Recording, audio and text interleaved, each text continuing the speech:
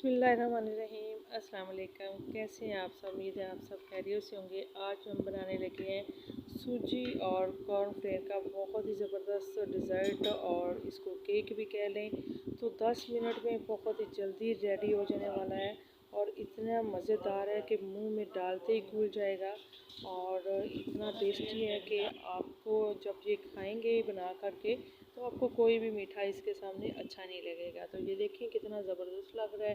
तो आप भी ज़रूर बना कर देखिएगा। सिर्फ 2 ही चीज़ों से मैंने बनाया है, इसके अंदर कुछ भी ज़्यादा मैंने नहीं डाला है और ना ही बहुत ही कम बजट में बनने वाला है।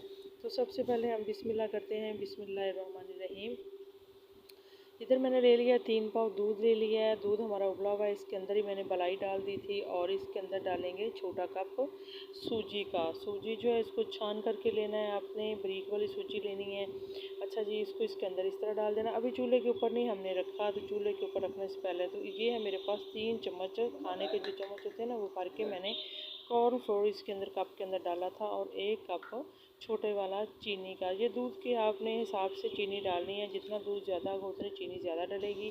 अच्छा जी, अब इस बैटर को चूल्हे के ऊपर रख देना है। पहले इसको वैसे मिक्स करना है, मिक्स करके बाद में आपने चूल्हे पे रखना है। और 2 मिनट हो गए पकते हुए, उसके अंदर इलायचियाँ डाल दी हैं और बैटर हमारा काफ़ी गाढ़ा होना शुरू हो गया है। तो इसका जो कंसिस्टेंसी है उसको ज़्यादा ही ना ही आपने गाढ़ा रखना है और ना ही ज़्यादा आपने पतला रखना है, नॉर्मल होनी चाहिए।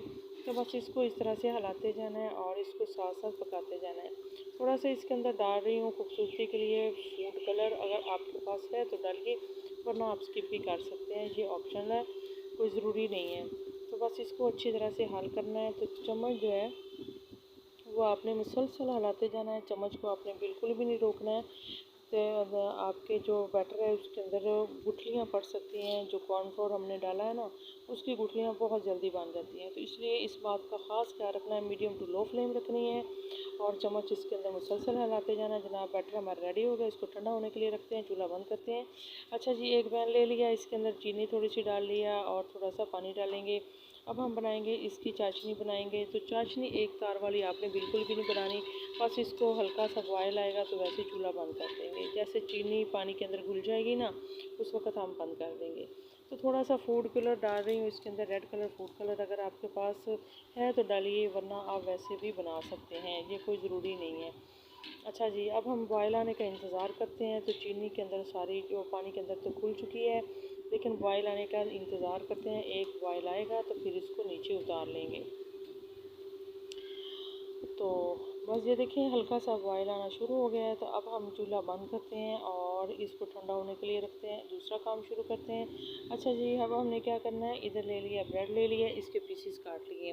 अच्छा, इसके किनारे आपने बिल्कुल भी कट नहीं करने हैं, बस इसको इस तरह काट करके एक कोई भी सर्विस डिश है आप उसके अंदर अंदर डाल सकते हैं।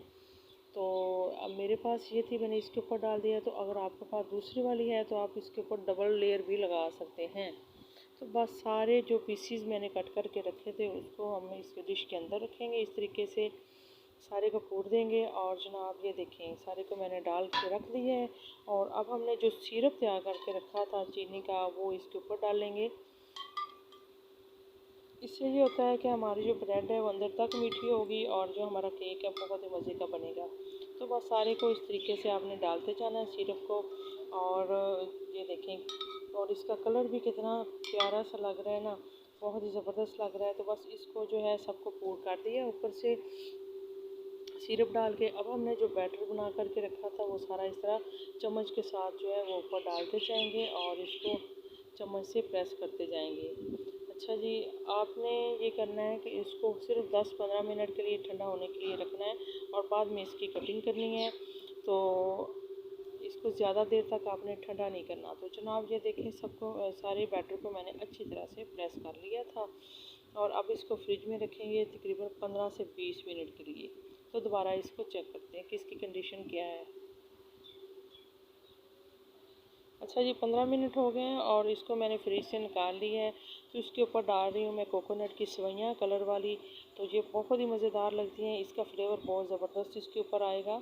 ये ख़ास तौर पे एक्सट्रीम आइसक्रीम के ऊपर भी डालते हैं, और अगर आपके पास ये नहीं है तो आप ना डालिएगा। कोई भी ड्राई फ्रूट घर में मौजूद है तो वो आप डाल सकते हैं, ठीक है।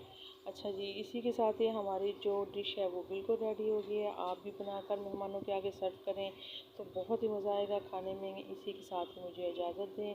अपना बहुत सारा ख्याल रखिएगा। अगली वीडियो तक मिलेंगे। अगर वीडियो अच्छी लगे तो लाइक और सब्सक्राइब ज़रूर